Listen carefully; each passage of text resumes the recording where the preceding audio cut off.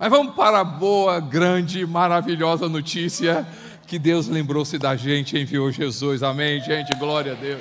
Glória a Deus, glória a Deus. E essa é a grande notícia.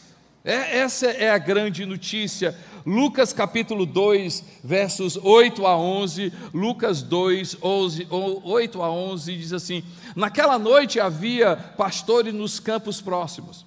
Naquela noite havia alguns pastores nos campos próximos vigiando rebanhos de ovelha. De repente o anjo do Senhor apareceu entre eles e o brilho da glória do Senhor os cercou e ficaram aterrorizados. Mas o anjo lhe disse: não tenham medo, eu trago boas notícias que darão grande alegria a todo o povo. Hoje em Belém, a cidade de Davi, Belém, a cidade de Davi, nasceu o Salvador, que é Cristo o Senhor, que é Cristo o Senhor.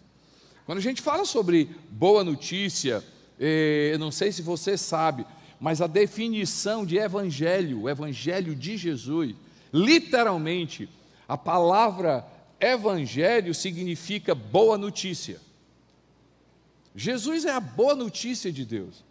Jesus, na verdade, é a grande notícia de Deus. E quando você vai olhar nas Escrituras e você vai encontrar muito, né? E de forma específica, você vai ver Isaías falando dessa boa notícia de Deus, que é Jesus Cristo.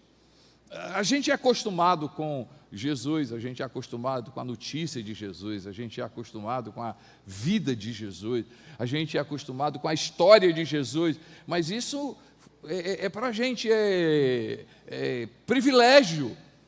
Os profetas desejavam isso. Quando você vai ver ali no Novo Testamento, né, quando Maria vai apresentar Jesus, ela se depara ali com um sacerdote que ele sonhava ver o Salvador. E ali quando ele pega Jesus, ele celebra. Por quê? Porque havia uma expectativa grande dessa boa notícia, Jesus Cristo, dessa intervenção de Deus. E quando a gente fala sobre Jesus, Jesus é a boa notícia porque ele veio estabelecer o reino de Deus, os valores de Deus, as verdades de Deus. Por causa de Jesus, eu e você, a gente tem acesso à grandeza de Deus. E alguns aspectos da boa notícia. Primeiro, essa boa notícia é sobre um rei prometido. Fala comigo, Jesus foi prometido. Fala, todo mundo, Jesus foi prometido. E aí, quando você lê no livro de Isaías, essa promessa, Isaías capítulo 9, os versos 6 e 7, Isaías 9, 6 e 7, porque um menino nos nasceu, um filho nos foi dado, e o governo estava sobre os seus ombros, e ele será chamado Maravilhoso Conselheiro, Deus Poderoso, Pai Eterno e Príncipe da Paz. Para mim, a vinda do Rei, a vinda de Jesus, ele mostra algo muito importante para mim e para você. Deus se lembrou da gente, Deus se lembrou de mim, Deus se lembrou de você.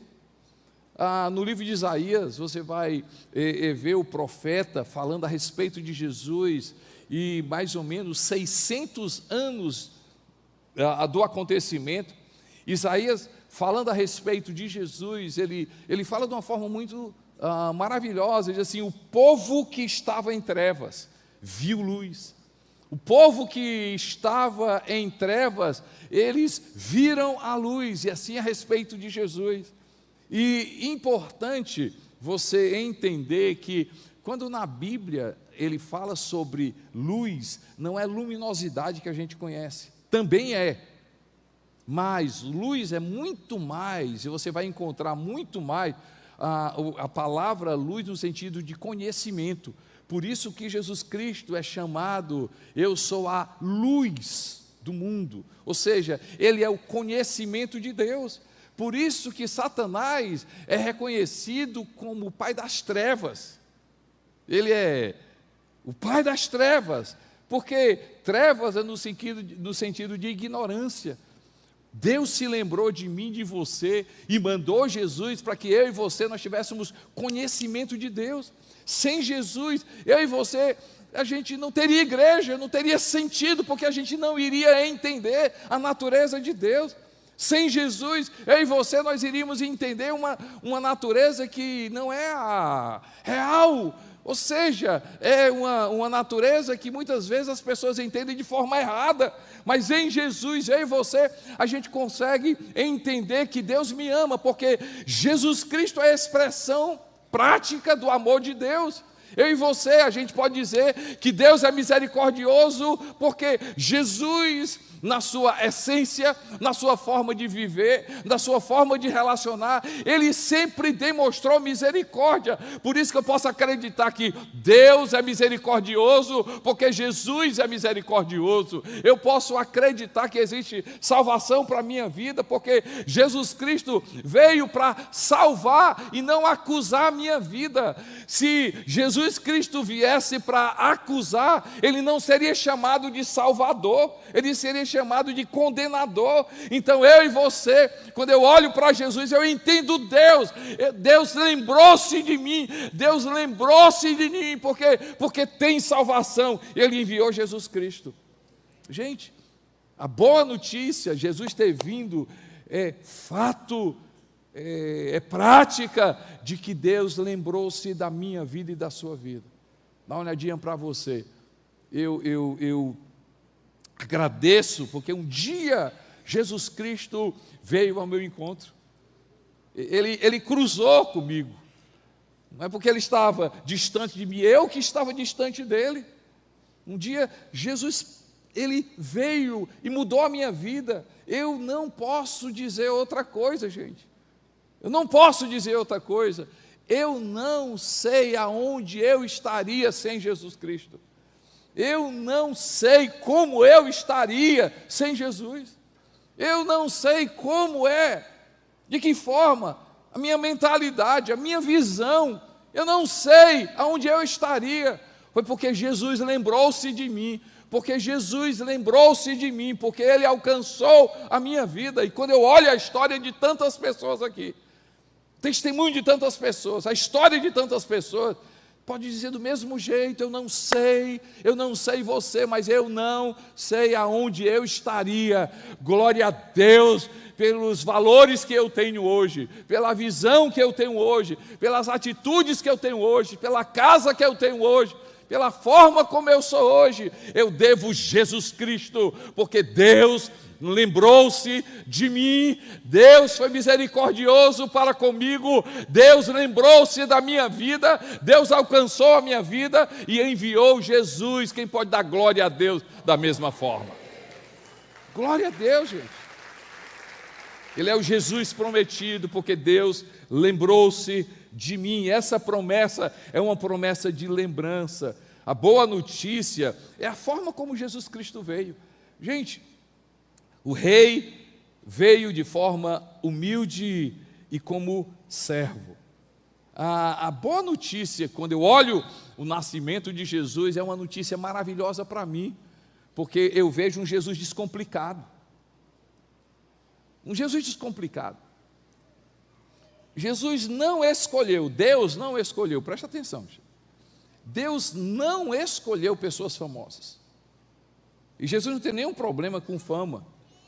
Mas Ele veio, a forma como Jesus Cristo veio, para mim é um descanso, para mim é um refrigério, porque quando eu olho de quem Ele veio, gente, José e Maria, vamos lá falar sobre José e Maria.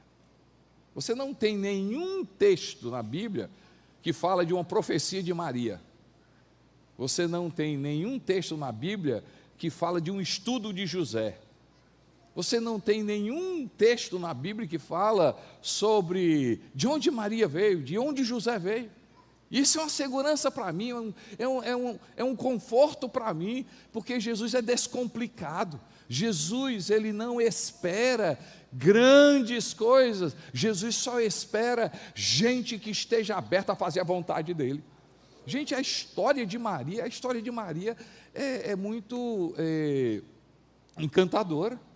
A forma como Maria aceita me dá um refrigério muito grande para mim, porque o anjo, ao visitar Maria, o que é que ele fala? O que é que ele fala para Maria? Maria, você é famosa. Maria, a tua família é muito importante. Maria, você realizou coisas maravilhosas. Maria, você é uma mulher incrível. Não existe ninguém. Não! A forma como Deus chega para Maria, gente, foi assim: Maria, você achou graça.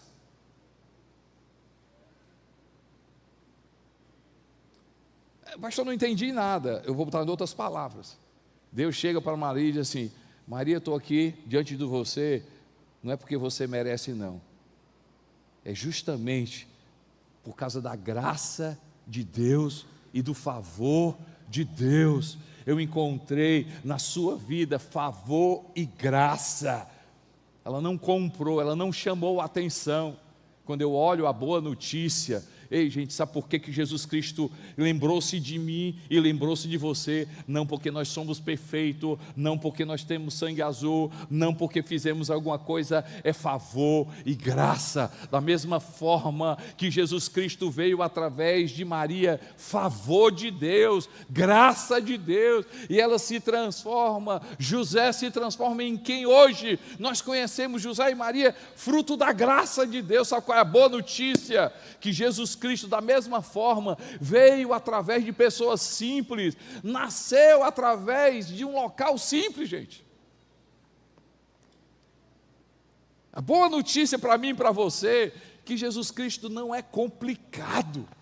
Se Ele nasceu numa manjedoura, Ele pode entrar na minha casa, e Ele não vai olhar a sujeira da minha casa. Ele pode entrar no meu coração, Ele não vai ter problema nenhum de entrar no meu coração, independente da sujeira, independente da bagunça, independente da imperfeição, independente do pecado. Jesus Cristo, a boa notícia, pode entrar no meu coração, pode manter relacionamento comigo e com você. Ele pode estar, Ele pode ser, Ele quer ser o meu Senhor e o seu Salvador, do jeito que a gente é. Esse é o evangelho descomplicado, esse é o evangelho simples. Você pode dar glória a Deus por isso, gente?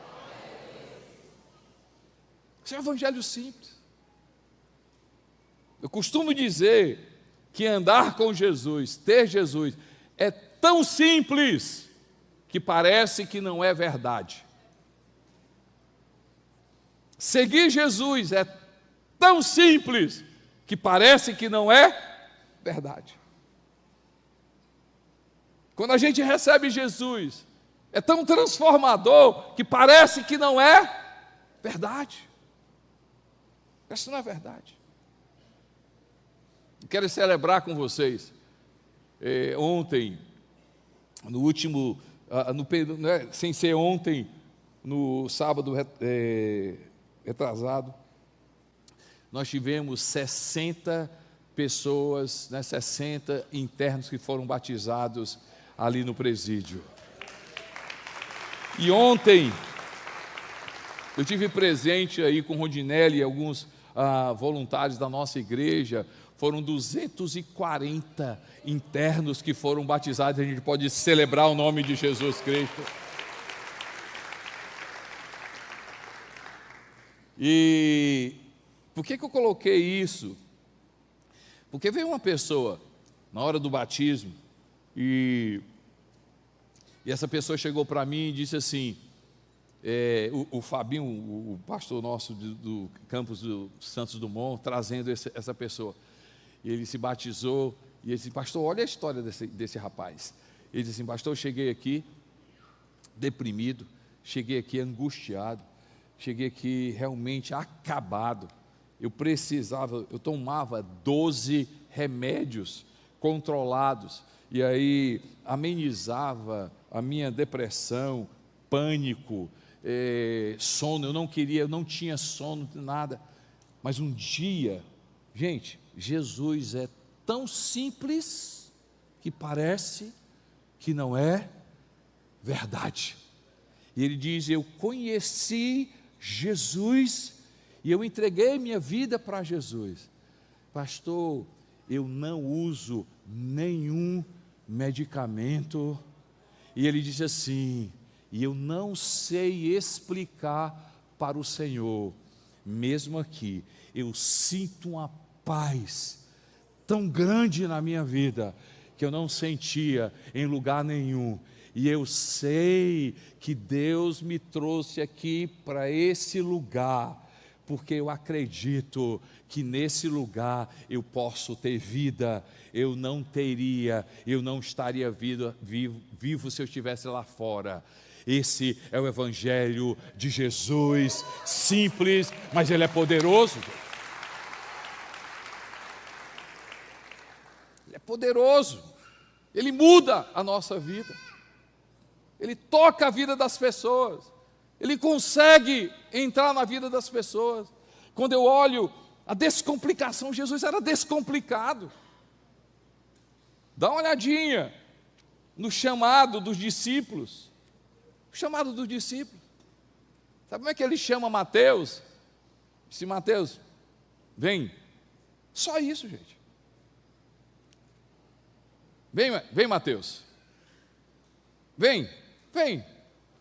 Ele disse, Mateus, você tem que fazer isso, você tem que fazer o curso tal, você tem que fazer aquilo, não sei o quê, você tem que fazer isso aqui, você tem que se arrepender disso, você tem que fazer aquilo outro, deixa eu falar. A boa notícia, eu quero um pacto nosso aqui, simplificar o Evangelho de Jesus. Se o Evangelho de Jesus chegou para você de forma simples, Jesus não exigiu perfeição na sua vida, Jesus não exigiu limpeza na sua vida, Jesus não exigiu transformação na sua vida. Se o Evangelho de Jesus chegou para você de forma simples, simplifique, facilite para as pessoas ao seu lado. Tenha misericórdia da pessoa do seu trabalho, tenha misericórdia daquela pessoa que malha contigo, tenha misericórdia dos seus familiares, tenha misericórdia das pessoas que moram ao teu redor, tenha misericórdia, facilite as pessoas se aproximarem de Jesus. Não complique o Evangelho de Jesus. Se ele nasceu numa manjedoura, se ele veio através de pessoas simples, ele só quer que você creia, e a obra ele vai fazer no coração, no seu coração e no coração das pessoas. Estranha, gente, e a palavra é essa, Rodolfo, me estranha a forma como Jesus Cristo alcançou a minha vida, e a forma como eu mudo isso para outra pessoa. É estranho, Marcos, como as pessoas, elas foram alcançadas pela misericórdia de Deus, e aí quando é para outra pessoa, eu vou exigir que a pessoa mude isso, sai de sei o quê, não pode ir mais para aquele lugar, aquele não sei o quê, e aí a graça que me alcançou, eu não sou tão gracioso para com outras pessoas.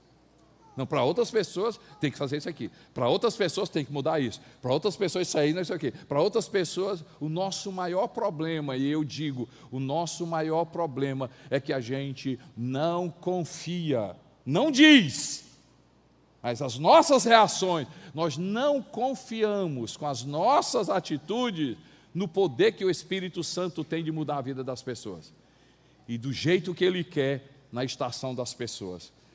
A boa notícia é que Deus se lembrou de mim, mas a boa notícia que Ele é descomplicado. Se Ele nasceu numa manjedoura, Ele pode entrar no coração das pessoas e entrar na bagunça que tiver o meu coração e a bagunça que tiver a minha casa, e Ele é que vai transformar, Ele é que vai mudar. Então, se você está aqui e a tua vida está uma bagunça, se você está aqui e você não é tão perfeito, se você está aqui e você não acha digno, se você está aqui e e você diz assim: será que Jesus tem a coragem de entrar no meu coração? Eu digo o seguinte: ele não tem coragem não, ele quer entrar no teu coração, ele vai entrar no teu coração, ele tem poder, ele quer, ele só quer uma coisa para você: quando ele bater, abra a porta do coração. Se ele nasceu numa manjedoura e ele não teve complicação para nascer numa manjedoura, ele vai entrar no meu coração, ele vai entrar no seu coração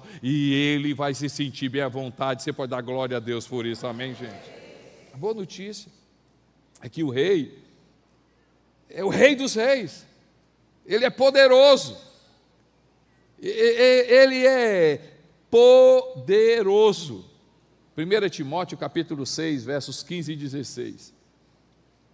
Ele é o bendito e único, soberano, rei dos reis e senhor dos senhores, o único que é imortal e habita em luz inacessível, a quem ninguém viu nem pode ver, a ele sejam glória e honra para sempre. A boa notícia é que Deus lembrou-se de mim e enviou Jesus. A boa notícia é que Deus lembrou-se de mim e Jesus Cristo, a forma como Ele é, a forma como Ele veio, a forma como Ele foi prometido, simples, é porque Ele é simples, e minha comunhão com Ele é simples, Ele alcançou pessoas simples, a forma como Ele chama a gente é simples, não é complicada. Mas a terceira, Ele é poderoso, não é qualquer pessoa, gente, Ele é poderoso. Eu preguei aqui um tempo atrás sobre Jesus. Qual é o que você conhece? Jesus. Qual é o Jesus que você conhece? Porque isso vai fazer toda a diferença. O Rei dos Reis, o Senhor dos Senhores, a promessa de Deus, não é de qualquer Jesus, ele é um Jesus que transforma, Ele é um Jesus que cura, que tem poder. Cuidado, para você não colocar a tua confiança, cuidado para você não colocar a tua fé no menino Jesus, no menino Jesus. O menino Jesus, a criança deve ter sido linda, maravilhosa, mas o menino Jesus não tem poder. O menino Jesus precisa de ajuda. José e Maria pegaram o menino Jesus, ele precisou de proteção, tiveram que fugir. Ele não foi por conta própria, não, ele foi protegido por José e por Maria, foi criado. O menino Jesus não tem poder. Mas deixa eu te falar uma coisa, cuidado, para a gente não colocar a nossa confiança em quem não tem poder. Eu não posso crer em Jesus que ficou na cruz. Deixa eu ser bem claro, o Jesus do crucifixo, não tem poder. Por quê? Porque o Jesus do crucifixo ficou na cruz. O Jesus que ficou na cruz não tem poder, mas o Jesus que transforma, que tem poder, é aquele que nasceu de uma virgem, ele viveu, ele pregou o reino de Deus, ele anunciou o reino de Deus, ele expulsou o demônio, ele transformou pessoas, ele curou pessoas, ele estabeleceu o reino de Deus, ele falou aquilo que o Pai falava, ele falou a palavra do Pai, ele agradou ao Pai, ele demonstrou que o Pai existe, o amor do Pai. Ele morreu naquela cruz, ele disse que ia morrer, mas ele ressuscitou e um dia ele voltará. Esse Jesus tem poder. Quando João vê esse Jesus, no livro de Apocalipse, e gente, Jesus, ele se apresenta ali para João, no capítulo 1 do livro de Apocalipse, e ele diz assim: ei João, sou eu, Jesus, eu estive morto, mas agora estou vivo pelos séculos dos séculos. E ele diz assim: eu tenho na minha mão a chave da morte e do inferno.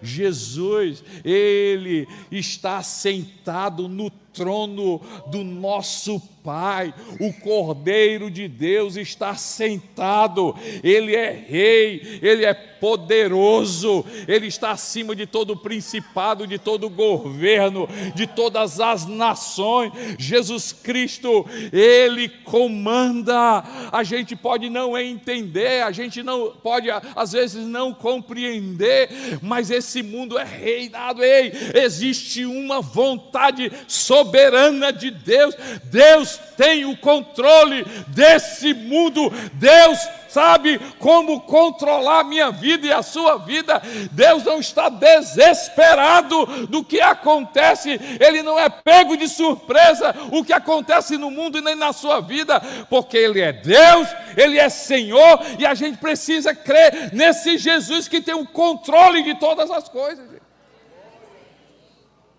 Esse Jesus que faz diferença na minha vida, é esse Jesus que faz diferença na nossa casa. Esse Jesus, Ele é o Rei dos reis, o Senhor dos senhores. E eu quero terminar que esse Rei é eterno. Fala comigo, Jesus é eterno. O reino dele não acabará, não terminará. Ele tem poder. Livro de Hebreus, capítulo 13, verso 8. Jesus Cristo é o mesmo ontem, hoje e será para sempre. João capítulo 17, verso 3, esta é a vida eterna, que te conheça o único Deus verdadeiro e a Jesus Cristo, a quem enviaste.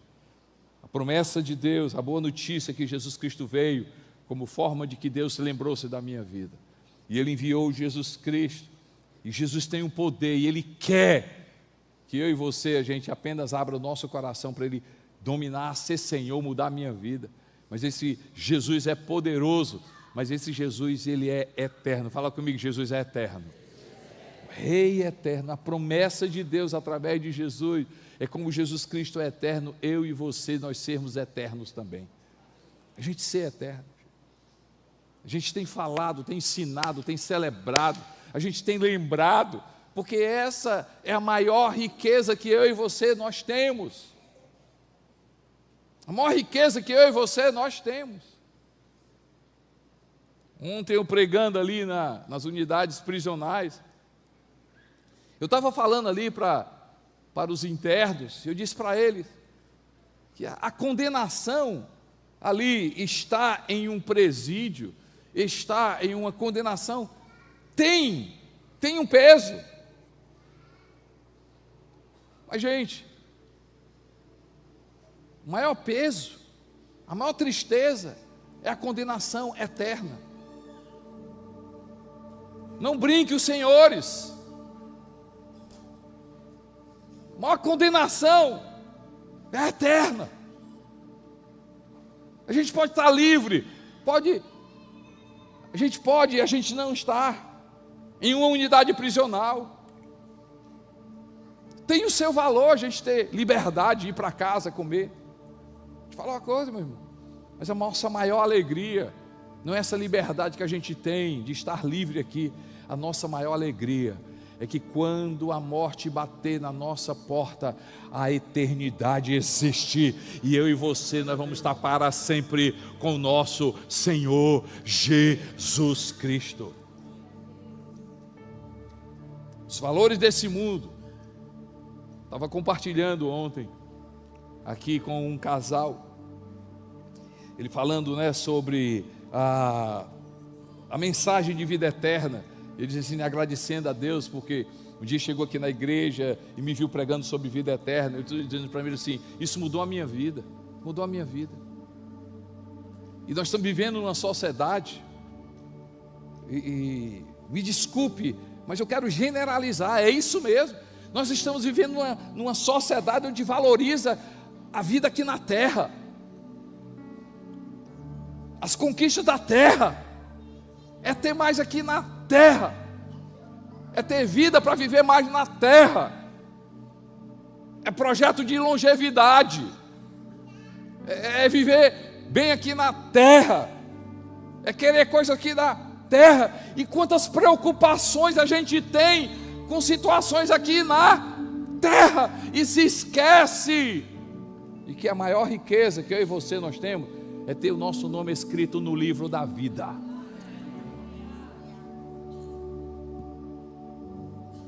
Cuidado para você, sem pensar, trocar uma casa pela eternidade. Cuidado, sem pensar, você trocar bens da terra do que lá do céu. Sem pensar, você negociar a tua salvação, você negociar teus valores, você negociar Jesus, você negociar caráter, você negociar, porque você não tem noção que a nossa maior alegria é ter o nosso nome escrito no livro da vida. Sua maior conquista não é a profissional, sua maior conquista não é a física, sua maior conquista não é a financeira, sua maior conquista, a gente brinca, não é porque está na Série A, não é porque é campeão, não é porque, não, a nossa maior alegria é porque o nosso nome está escrito no livro da vida, e isso só aconteceu porque Deus se lembrou de mim e de você, e por causa de Jesus, o inferno não é mais o seu destino, e sim o céu é o seu destino. Você pode dar glória a Deus por isso.